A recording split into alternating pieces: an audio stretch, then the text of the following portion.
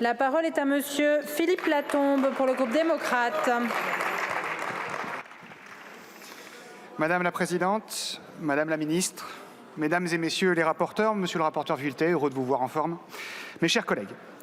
Après de nombreuses heures de débat dans un climat relativement apaisé, nous voilà arrivés au terme de l'examen du PJL-JO.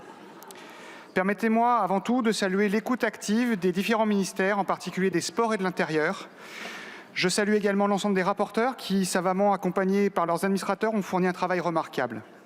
Enfin, notre Assemblée, qui a su montrer sa capacité à co-construire de façon responsable et permis ainsi d'aboutir à un texte qui répond à 4 exigences essentielles.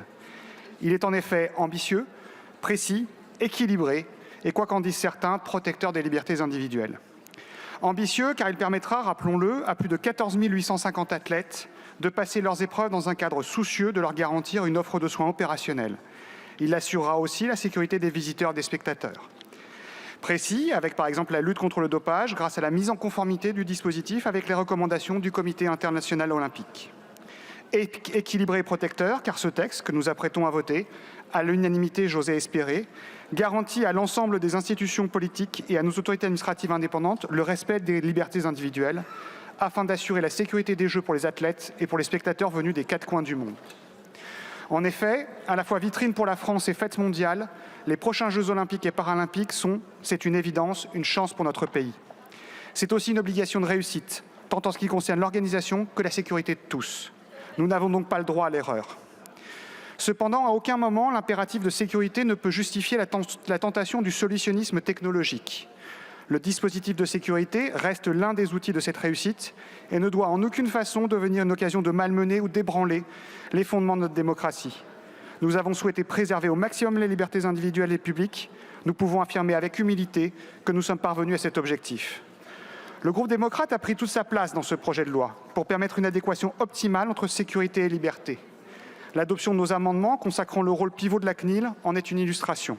Cette dernière aura toute sa partition à jouer tout au long de l'édiction des décrets. Rappelons-le à nouveau, la vidéosurveillance algorithmique n'est pas cet épouvantail caricatural que d'aucuns exhibent en permanence, parfois par méconnaissance des possibilités technologiques à notre service.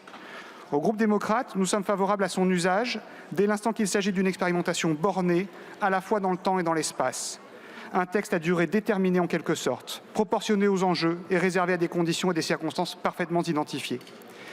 C'est pourquoi nous nous réjouissons de la modification opérée s'agissant de l'expérimentation, laquelle sera dorénavant bornée au 31 décembre 2024 au lieu du 30 juin 2025 initialement prévu, marquant une volonté commune et consensuelle, cela mérite d'être souligné, de limiter cette dernière au strict nécessaire.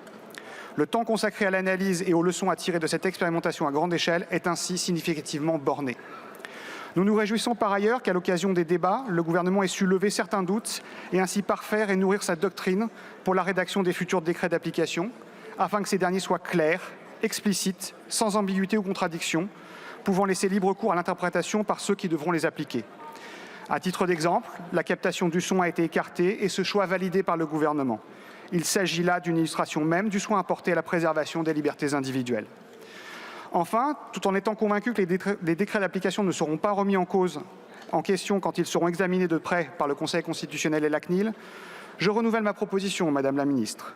Nous trouverions en effet de bonne politique de déférer en urgence ce texte au Conseil constitutionnel en amont de sa promulgation, dans une démarche de transparence du législateur, afin d'éviter, comme d'aucuns envisagent déjà de le faire, le dépôt de QPC qui irait à l'encontre de l'effectivité des dispositifs et pourrait, in fine, en retardant la mise en œuvre du dispositif, nuire à l'objectif qui justifie ce projet de loi, celui d'assurer dans les délais la sécurité et le bon déroulement des Jeux.